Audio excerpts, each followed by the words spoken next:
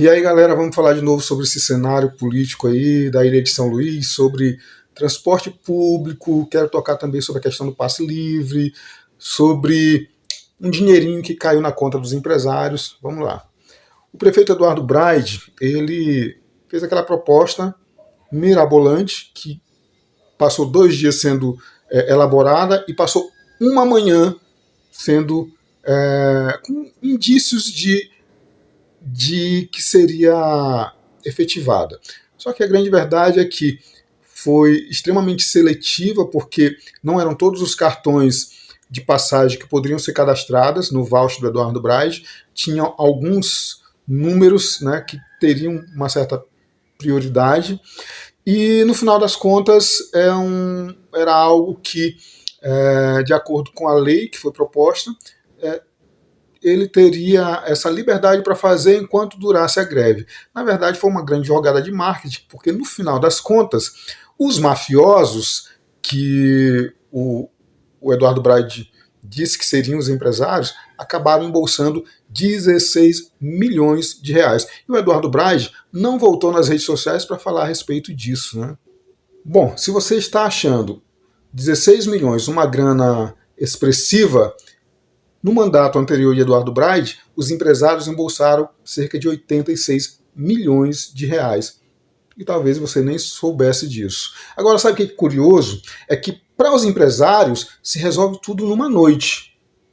Enquanto para as comunidades, para os estudantes, o fundo precatório do Fundef, que gira em torno de 140 milhões, não são executadas.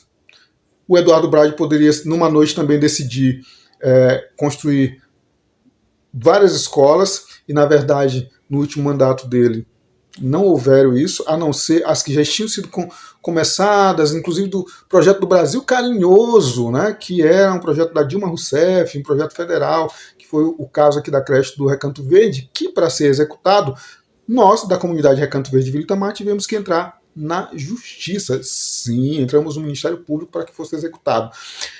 Os empresários não precisaram disso. Que curioso, né? E olha só, a gente está falando de um orçamento para a construção de uma creche de cerca de 3 milhões. Os empresários, numa noite, embolsaram 16 milhões. Veja como é 2 pesos, 2 medidas. Será que a gente não percebe que tem alguma coisa muito errada nessa história? Aí você fica aí todo encantado com o elevado da cidade, porque o meu prefeito. Mas foram 30 e poucos milhões de reais que foi para o bolso de alguma empresa. Ah, Jonathan, mas foi tudo uma licitação, tudo muito corretinho.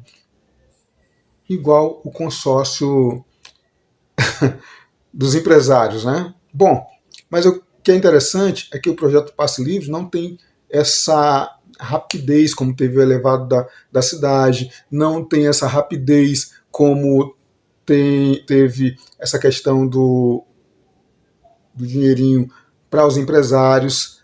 É que a população mesmo tem que brigar, porque se não brigar, não vem. E aí, será que Marx estava errado? Será que a burguesia não trabalha para a burguesia? Será que o Estado ele não é burguês? Porque até agora a gente percebe que o Executivo Municipal trata com uma rapidez quando se trata dos empresários. Mas quando se trata de pessoas como eu e você, existe aí toda uma questão muito burocrática, né? E a gente precisa acordar para esse tipo de coisa. É muito curioso que o vereador Douglas Pinto, que é um cara de comunidade, como bem disse o meu xará, co-vereador do coletivo Nós, é um cara de comunidade que conquistou a confiança das comunidades de São Luís, foi muito bem votado. Inclusive, ele venha com uma fala totalmente desastrosa bater contra o passe livre estudantil. Mas o que acontece é que o Douglas Pinto ele atende a uma agenda política. Qual? A base do prefeito Eduardo Braide.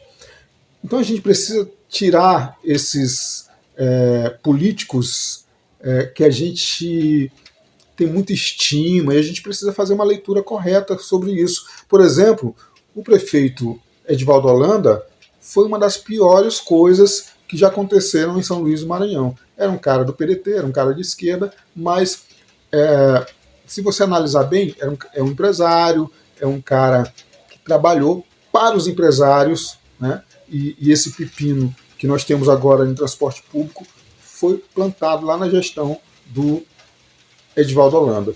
A gente precisa acordar para esse tipo de coisa e começar a fazer uma leitura mais correta das coisas. Um abraço.